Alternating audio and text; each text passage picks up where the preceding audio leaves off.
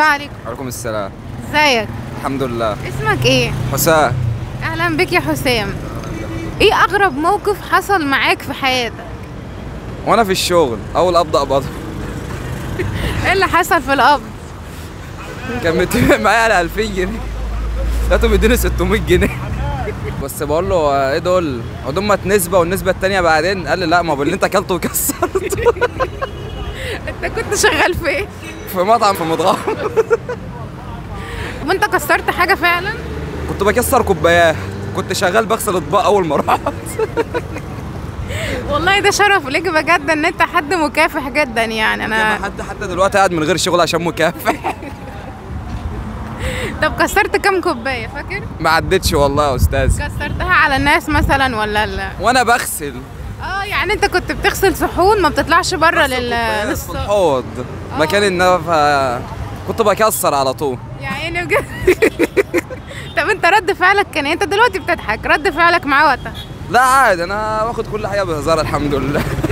كملت معاه تاني؟ وخدت بعدها 1000 جنيه. ما انا هقول توفى. يعني اتعلمت من اخطائك الحمد لله. والله حتى بقول لك، حتى قاعد من غير شغل اليومين دول بتعلم من اخطائي.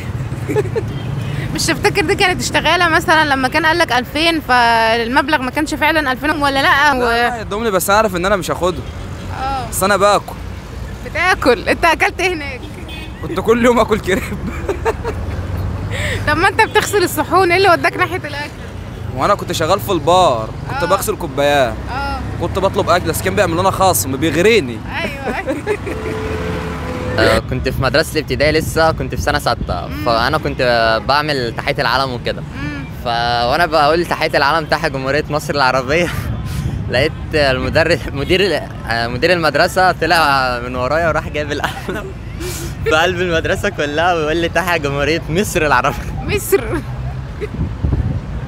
لغة عربية لغة عربية. لغة عربية. الله يمسيه بالخير أستاذ شحتة أبو علي. طب ومن يومها انت بتقول مصر ولا مصر؟ مصر. لغة عربية بقى خلاص. القلم في وسط المدرسة كلها.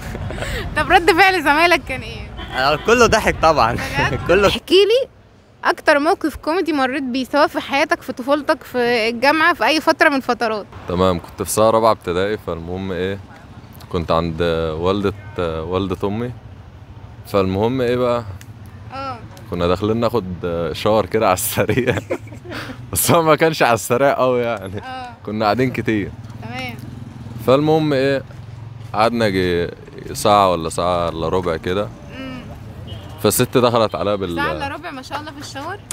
يعني لازم ساونا وجاكوزي وكل حاجة. جاكوزي؟ وكان تيتا عندها جاكوزي؟ فالمهم ايه، دخلت عليا بالمقشة. ونزلت فوق. فالمهم ايه، خرجت عريان على الطريق. تمام. واللي راح بقى واللي جه عمال يضحك ويعمل.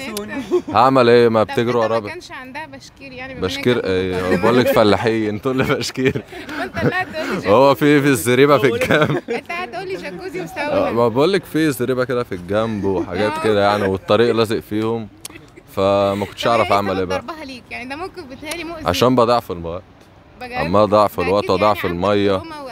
بضيع في الميه والفواتير عماله تعد بقى، انت فاهمه الكلام ده يعني.